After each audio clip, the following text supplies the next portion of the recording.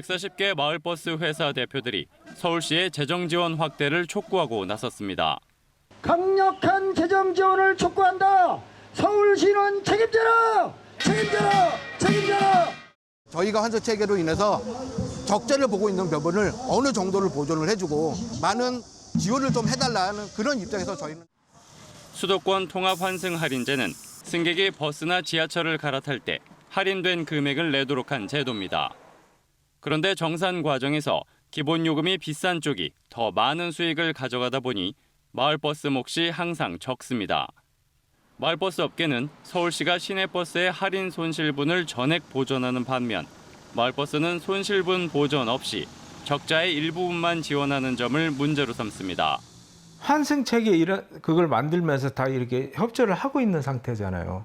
그러니까 거기에 보존을 해주는 거지 서울시가 마치 본인들이 예산을 투입해서 돈을 준다? 이거는 잘못된 거거든요.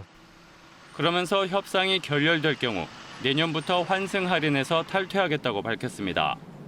하지만 준공영인 시내버스와 달리 마을버스는 민영인 상황. 서울시는 난색을 보입니다. 올해 저희가 412억 예산을 편성해서 마을버스의 적자 업체에 대해서 지원을 하고 있는데요.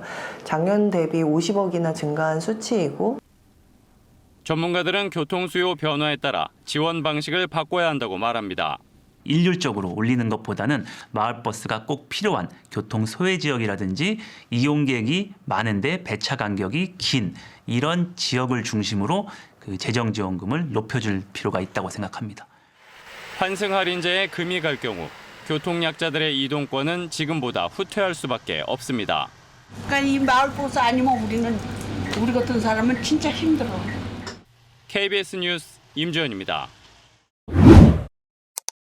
서울 마을버스를 운영하는 140개 회사 대표와 관계자들이 한자리에 모였습니다. 마을버스 회사들에 대한 서울시 지원 확대를 요구하며 공동 대응을 결의하는 자리입니다.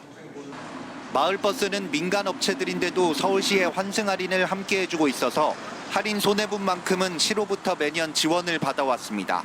서울시는 올해 지원액으로 412억 원을 책정했지만 업체들은 440억 원을 주장하며 맞서고 있습니다.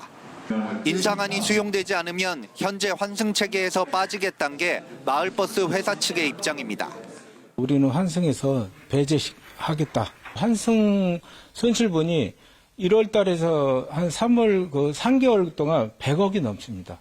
환승 체계 이탈이 현실화하면 다른 교통수단을 이용하고 마을버스로 갈아탈 때도 승객은 요금 1,200원을 다 내야 합니다. 적자 만회를 위해 마을버스 기본요금도 올려야 한다는 입장이어서 현실화될 경우 승객들의 부담은 커질 수밖에 없습니다. 지하철 타도 불편해. 왜냐면 한참 가야 되니까. 내려서 한참 걸어야 되니까. 답답하지. 이미 서울시내버스 노조가 오는 28일 총파업을 예고했고 지하철 첫차 운행 시간을 앞당기겠다는 서울시 방침에 서울교통공사 내부에서도 반발이 나오고 있습니다. 대중교통체계 전반에 동시에 불거진 파열음, 이를 함께 풀어내는 만만치 않은 과제가 서울시 앞에 놓였습니다. KBS 뉴스 김성수입니다. 담벼락을 따라 길게 줄 선 사람들.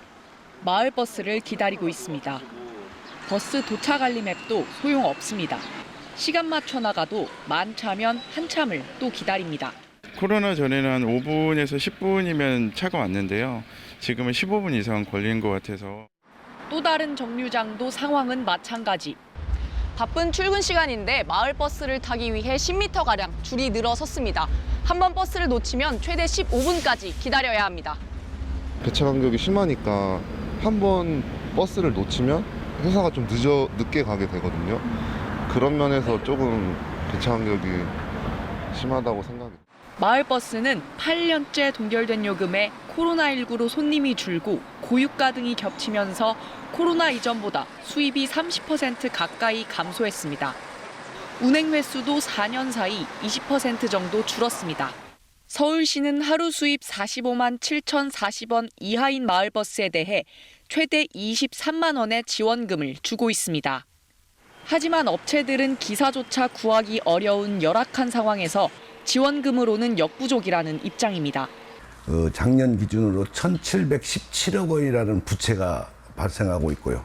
저희 업체가 너무 어렵기 때문에 기사 수급이 안 되기 때문에 그 정상 운행을 할 수가 없어서 아무리 적자라도 서울시 허가 없이는 노선을 없앨 수도 없습니다. 이상으로 버는 업체들 있잖아요. 사실은 이런 업체들은 수익이 줄어듦에도 불구하고 그닥 실효성이 없는 거죠.